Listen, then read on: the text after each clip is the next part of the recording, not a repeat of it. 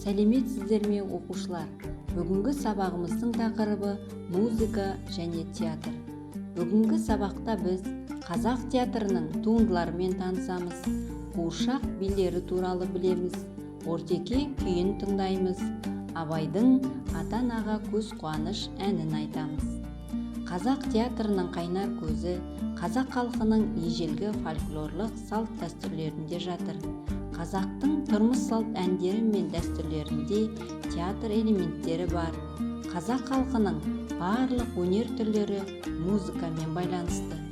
Қазақ театрының түп негізіне айтыс өнерін жатқызуға болады. Ал халқымызда ең жарқын және театрландырылған дәстүрлердің бірі үйлену тойы. Қазақтың халық биі ортеке қуыршақ театрының бастауы болып табылады. Ортеке күйін орындаған кезде ешкі бейнесіндегі қуыршақ үстелдің ортасына бекітіледі. Қуыршақтың дене бөліктеріне байланған жіптер домбырашының оң қол саусақтарына байланады. Күйші күйді тарта бастағанда қуыршақ ортеке қозғалып билей бастайды. Ендеше Тұран фольклорлық этнографиялық ансамблінің орындауында ортеке күйін тыңдайық.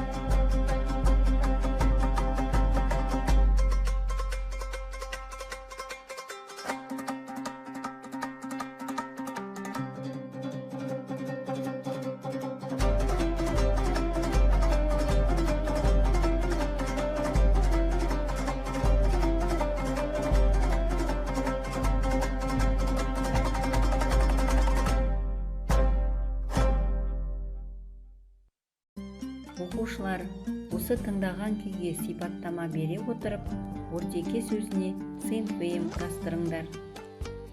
Абайдың ата-анаға көз қуаныш әнін үнтаспадан тыңдайық. Мәтінді мәнерлеп оқи отырып, әнге ырғақтық сүйемелдеу жаса.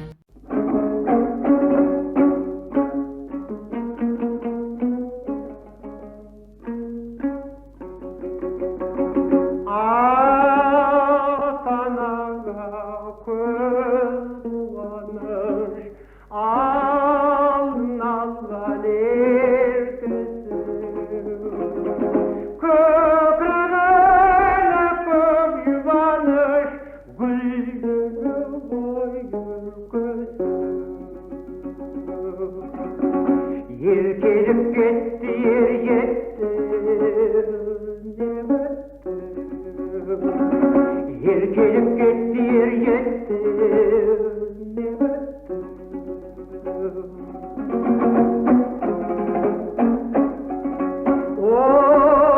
Опытарсың ол да оны, үйренсін деп әрмені.